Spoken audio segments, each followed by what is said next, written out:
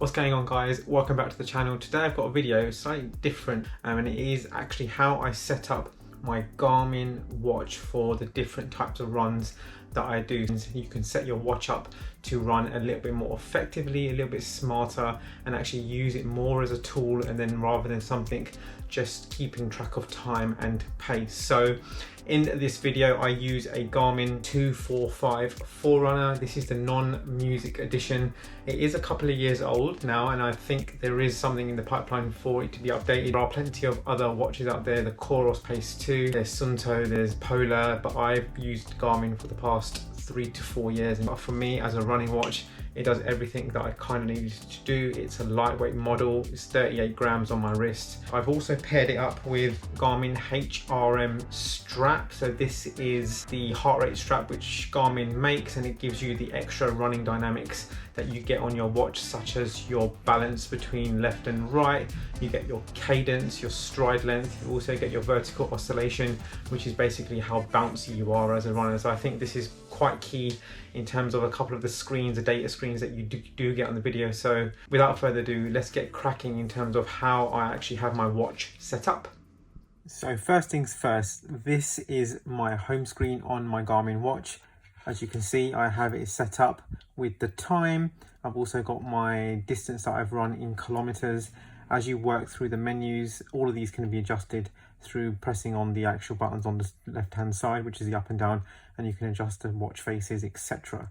As you scroll down on this 245, you do get a weekly summary. You also get your performance condition, your health stats for the day, your heart rate, your step count for the day, your overall day, which is basically showing you what you've done during the day, a weather symbol, also in your calendar, your breathing, your previous activity, and your overall history. So into the menu system, for example, the run, as you can see, it's asking for a heart rate, and again, this is a wrist-based heart rate watch with the connector plug there, but again, I don't really use the wrist-based heart rate because it's just absolutely rubbish.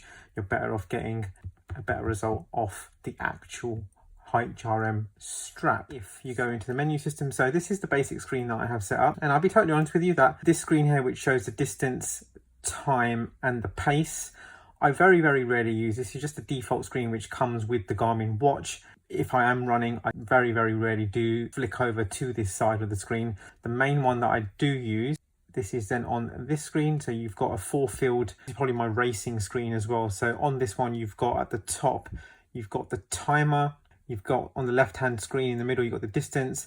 And then this is probably the most important field on the actual watch itself. It is the lap pace. So this essentially tells you each individual lap that you are running, whether it's in kilometers or miles, and it gives you what that actual kilometer or mile will come out to be in terms of what you're doing. For example, for a race, depending on not whether you are lapping to the actual markers in the race, or even if you're just doing a particular workout, you can see what your potential lap will be for that kilometer or mile. And then at the bottom, I have the average pace. So this is my racing screen. I will run all my races with this 4 setup just because I like to see all my average paces throughout the actual run itself.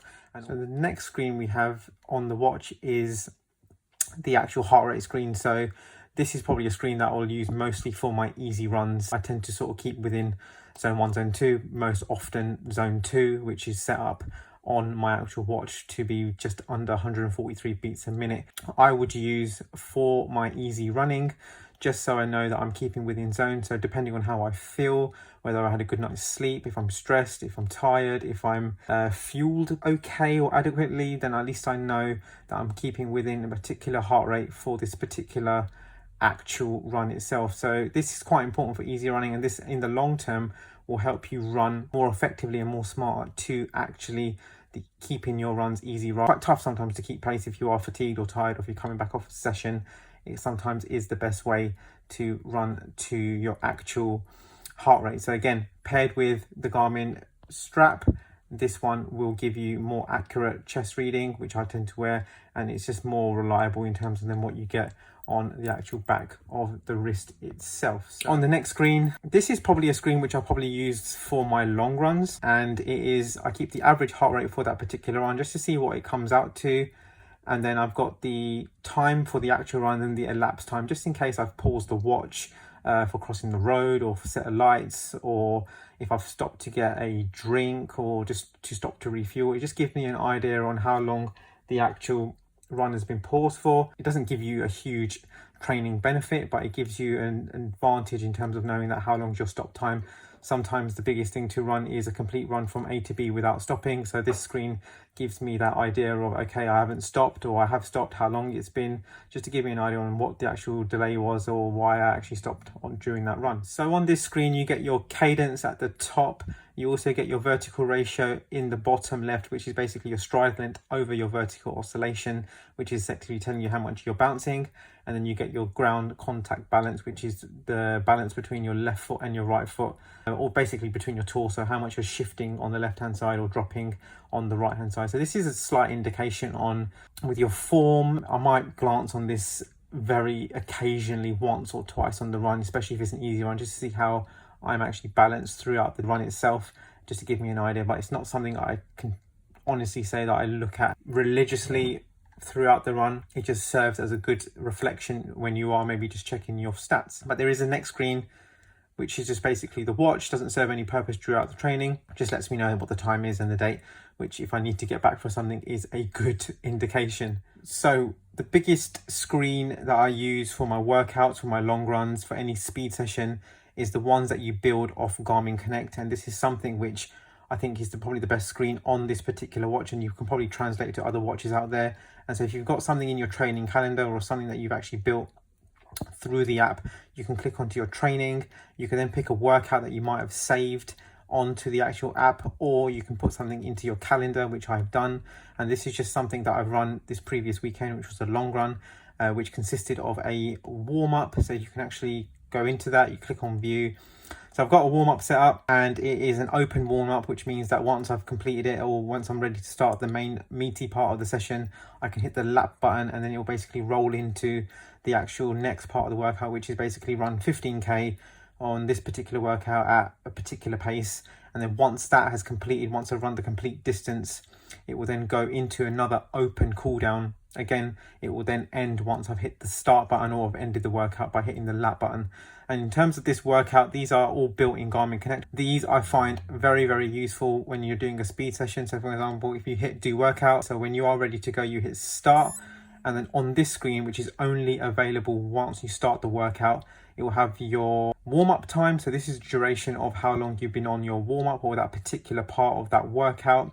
And then it will show you the average pace of the actual whole, for example, the warm-up, and then we'll also show you the distance that you've run. What I do find is that once you lap it, for example, say if I finish the warm-up, it will then say I need to run 15k. The screen then transitions into this sort of red, green, red, which is basically gives you an indicator where the pace markers are. So for example, this would be under 607, and then the red one on the right hand side would be over 617, and anywhere in the green is basically where I set my workout. That will then, on the bottom left, the run section will count down from 15k, and then this will give me an idea on how long it's actually taken. This is incredibly important as a screen to run speed sessions, to run intervals, to run tempos, to run thresholds, all of them put together. And I think this is probably one of the most beneficial screens, just to give you a gauge of where you are. If you don't actually want to run in the actual lap, see it lap by lap, you can actually switch off, focus on the run, and actually just lock into staying into that green as a complete average. Whether you run it closer to the left hand side, which is probably going to be a bit faster, or whether you run it closer to the right hand side, which is probably going to be on the limit, just slightly a bit slower, is totally up to you. But this screen here, again, is only available once you actually built a workout into it, and it gives you a great indicator on your actual pace. And at the moment, it's obviously saying I'm low because I'm not actually moving, so it's doing its job in terms of saying I need to actually speed up and move. Then changes into once you hit lap. So for example, if I was to run this 15k, it will then transition into the cooldown, and again it goes from having the green zone into just a simple cooldown, because it's a complete open cooldown with no pace attached to it, no heart rate attached to it, and no other details attached other than run a cooldown. This is the pace that you got, and this is the distance. And when you've completed it, it will then ask you to save it, etc., as most runs will do.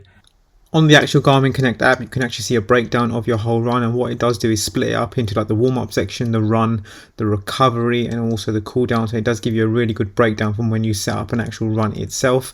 And with that, you can actually build workouts into the app. For example, this one here is a warm-up with a set of repeats, and then you can add that into your calendar on a particular day that you want to do that run, and then you can add that in, or you can send it directly to your watch when it's connected via the Bluetooth on the app itself.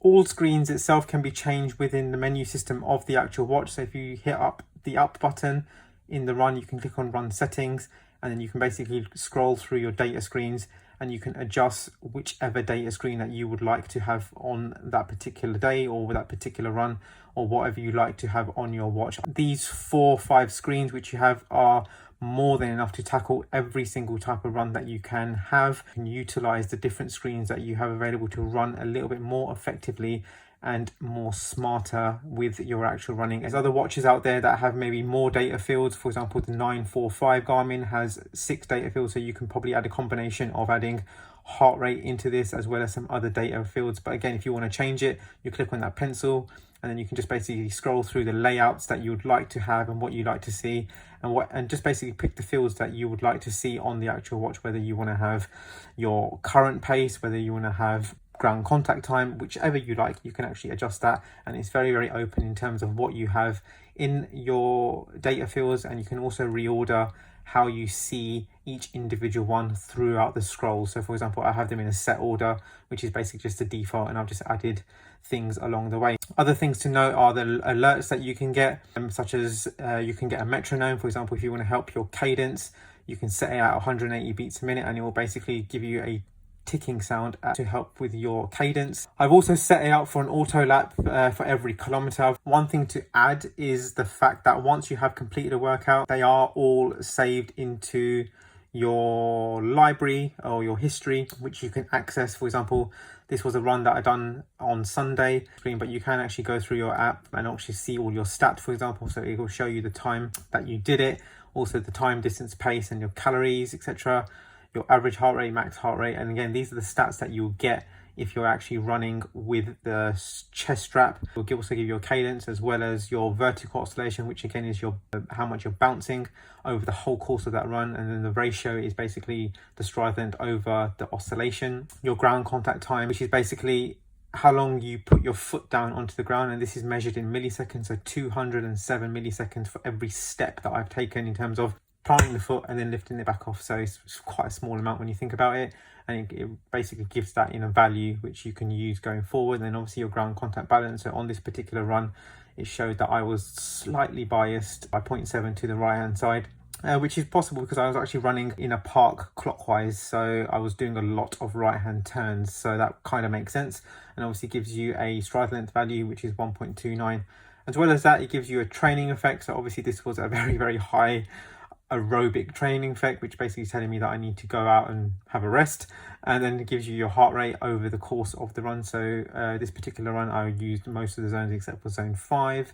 And then again, it shows you the lap breakdown, for example, what you actually did on that particular run.